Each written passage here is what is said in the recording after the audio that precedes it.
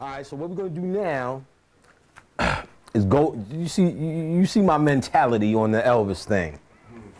Not a fan. And then I know that's the shit. That's hypnotism.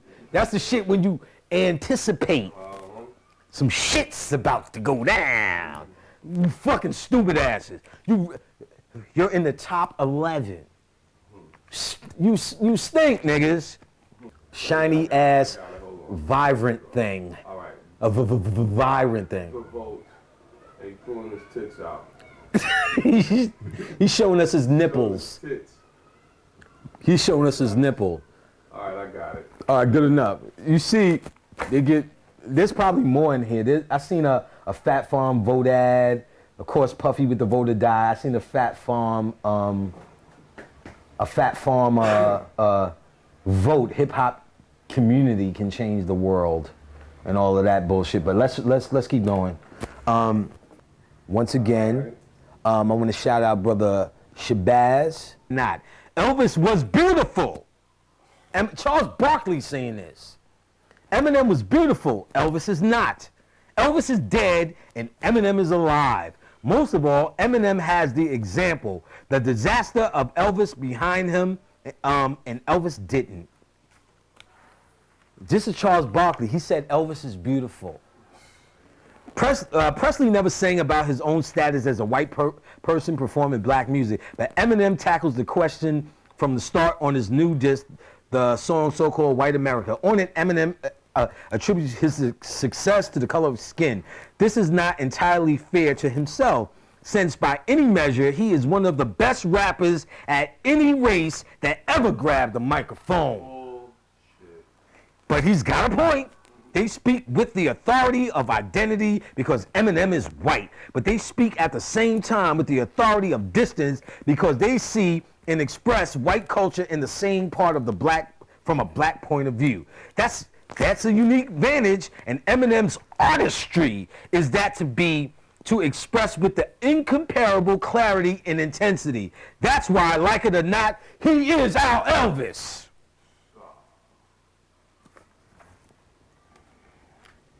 I got more, that's it. I want to show you some pictures. How much time we got left? 2 minutes. All right, good. I want to show you some pictures of something I found interesting of Eminem. Show you this bullshit I found, Eminem. I don't know if you can get this.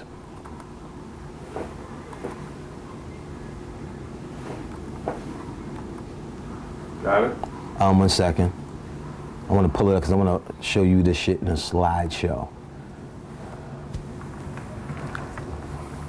Can you see this? Yeah, I see it. Oh. Look at this nigga. That's Eminem. The hero. But look at something. I want to show you something. Look at this dirty white mama. Look at this shit. All right. Look at the pyramid. All right. See the pyramid? Mm-hmm. That's funny. See the pyramid? Mm-hmm. See the pyramid? Mm. Wow, that's a lot of pyramids, Eminem. See the pyramid? Mm-hmm. See his ass in the middle? See the pyramid? Mm-hmm. See the pyramid? Mm-hmm. See the pyramid? Yeah. See the pyramid? Him in the middle? So. Do the rockaware. See the pyramid? So. It's a whole lot of. Still doing a 7 too. It's right. It's a whole lot of shit. Look at it. This is rap. This is the king of rap. All the shit you did, this is the king of rap now. And that's him again with his dirty mother. Ultimately, I wanted to show you all of that shit. Doesn't seem like a coincidence to me. I showed you 9 pictures of him in pyramid, and there was more of him in moves that look like a pyramid. So he knows something. He ain't just sitting around just singing hip hop tunes. There's something going on. But all right, I'm skipping around. This doesn't start it, but let's just skip around so you get the gist of what I'm saying. With commentary from hip hop activist Davey D, he's a hip hop activist. Rapper Chuck D, What I say? What I say? What I say? What I say? Oh, if God was you a god, you wouldn't wear boots like that. Riley Martin. I didn't think she was saying the name. Oh, that's hilarious. I don't give a fuck what you say or what you do. I don't even want to talk to you motherfuckers too much. Really, I don't want to interface. I hate humanity. I used to stay in my motherfucking room in Queens for 4-5 days straight, just for self. Used to come out, chomp on a chicken, and go the fuck back in. Word is born. I hate y'all motherfuckers. And I used to stay in there so long, my tongue used to, after I used to come out and emerge and interface with you stink bastards, I couldn't even talk. My tongue would not move for not moving for like 5 days. I'm like, yeah, my motherfucker. Yeah, your tongue is so used to talking. I wouldn't, cause I hate you niggas. So it's gonna take a lot for me to get up at the Melanin Conference. So where was we at? We was talking about Eminem, how they're using this one template, this Jesus theme, to create these white people as your messiah. Larry Bird is up in the shipper row too now for basketball. You see that? You see that there? Is Panic talking to himself or is he not? Check. Check. So, first let me stop and say this, because I know I didn't say it. I want to thank Eye Opener Productions by standing out there arguing with these fucking stinky fuckers. Talking about, it ain't right what you're doing to Chuck Barris. No, it ain't right what you doing. What you doing is the niggas that don't understand ain't gonna understand. I know what he is. When that nigga shimmied across the floor and used to piss on white women. I know what time it was. He didn't give a fuck, that's God. You feel what I'm saying? That's what I see. Shit, let me keep going with this. Because that's the key, that's what you said. Marley Marl told me in 1999 he just won a lawsuit against Cold Chillin' for his masters for The Bridge and all of that old shit. He didn't own it all those years. You feel what I'm saying? When you think these niggas is doing it and doing it up, the initiation is duh. You don't get you don't get it. You know what I mean? You don't get publishing until you realize where the real sand comes from. So he didn't own it for all them years. In '99, he told me he just finally won the lawsuit against Cold Chillin', Fly Ty. He finally got it, and now he can put out instrumentals, and he can shake a tail feather now. He's getting back money and all of this shit. You know what I'm saying? There's, I mean, we go on and on for days. You got any more questions about it, Bad? No. But what I'm going to show you, remember the theme I said was template. Feel what I'm saying? Template. So there's a Jesus template going on. Elvis was supplied. So what do we have for rap? It's not hard to figure out. Eminem. I know where you're going with it. Michael Jackson bought the Beatles shit. That's why he's not fucking cuckoo, or not as cuckoo as you would say. You know what I mean? First of all, I'm gonna tell you why Michael Jackson's not cuckoo. When that nigga told that damn story about him hanging in the tree and pulling down these songs, I was like, I don't give a fuck what he done to his face. That motherfucker knows his God shit, at least on that level. And Michael Jackson bought the Beatles shit. Can't remember what it was, the masters. Like, see, when you don't own your masters, right? 9 times out of 10, the record company, well, not shit, 10 times out of 10. Like, the record company, like, say Shabazz is the record company, and I'm the young upstart. So I make all these hot shit, I'm the next shit Shabazz wanna sign me. Off the cuff, Shabazz says this, I'm taking 85%, maybe 80 by now, because rap is more powerful. But when I was doing it, 80s, 90s, I'm taking 85%, and that's a wrap. Now we got 15% left over. That 15% now becomes the 100%. Out of that 100%, your posters, if we fly somebody around the world, your flats, your stickers, your phone calls, your anything we do, if we go to lunch, videos. Some record companies make you pay for your actual CD, whatever it costs. Comes out of the 15%.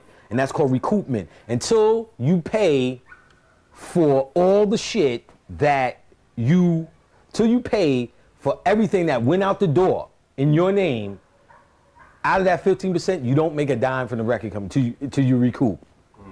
So when niggas is in videos with helicopters and 75 bitches jumping around, all that costs money. Videos used to be 250,000, now they are a million and better. So all that comes out of your shit. All that comes out of your shit out of the 15%. 85% is there. So 85% is control, and if they own the masters, they own 85% of your masters. Public Enemy, when they did the song off of James Brown's Blow Your Head, it was Public Enemy #1, that down. It's a James Brown song. Nevertheless, there was no equipment that can copy that to a recording equipment. There was no such concept. We create the concept. What they had to do was take 2-inch audio tape, record the song on the 2-inch audio tape, edit the tape into a circle. They had the reel-to-reel and the tape across the room, and they looped it, made a circle, and the whole tape was going fucking across the room just to make a loop. There was no such thing as sampling a loop. It was crazy. They said they had props and niggas was holding the shit just to make that song, the Public Enemy song. It was a hot bass line. Nevertheless, a white boy was the engineer, because that was the standard. Told me the same song and same story at Marley Marl's house. They took the 2-inch. It was a long ass reel-to-reel recording, so the tape was enough to encompass a project room, and they just edited it together to make a loop, and they put it on the reel-to-reel and had to hold the shit up, so the whole tape was spinning around the room just to create a loop. So the equipment didn't exist, because in the mind of white folks, who the fuck would be sampling? And in fact, there was no law on the books for sampling for years, because the law stated that the first 8 bars, if you go beyond the 8 bars, then you are actually infringing.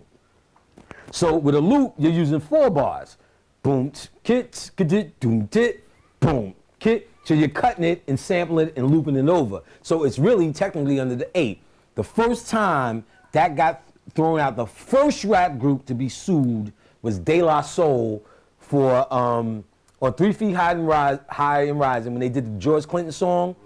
Me, Myself, and I. That was the first group to ever get sued for rap. Then the shit rained down, because prior to that there was no laws on the books. Then they did it, and George Clinton waited to the success of that shit. He could have got them when it first started. He waited to the end, got their asses. Was it him or was it his lawyers on the record? Well, whoever owned the masters. He stood and he made comments, and his comments, so he owned his masters, I believe. He owned his masters, yeah. If he owned his masters, he just sicked his lawyers on him. But whoever, with music, fuck all the hype, the Puff Daddy, the airplanes, the videos. With music, the core of this business is writing, publishing, period. That's it. You write the song, you own it forever. That's the whole concept. If a nickel bag gets sold in the park, I want in, you're in. If 10 years from now someone remakes your song, you're in. If they decide to sell your song on K-Tel's Greatest Hits, you're back in. Whatever deal you cut still stands. Could you leave your masters to your children? Yeah, your estate. Your estate. Your estate. That's your estate. Your cut is not necessarily your masters. Your cut on the masters. There was a girl that used to work at a record label with me. I seen a preview of a movie she did. Yeah, I know she used to try that. It was a bullshit movie. It's called On the Fly or Fly by Night. No, it's some shit. I bought it. But I'm like, oh shit, there's Nikki. I wonder if she showed her titties. So, I went to buy the movie. Watched the movie. The movie's bullshit. But it was her, it was Nikki. And they're playing a fucking song. I'm like, damn, that song sounds fucking familiar. When I heard it. So shit, I made that shit. That's Public Enemy, that's the shit I made. So I was like, oh shit. So not owning the masters and knowing for Public Enemy, they were too much of an entity for me to say I want the masters. So, but I did cut a deal where if I want to remake the song with Shabazz, I'm able to do that. But Chuck D has more power, so Chuck D could say I want it in that movie. Right. He doesn't even have to tell me. I have to find it out. So, nevertheless, I still found out, I called the motherfucking Harry Fox agency, which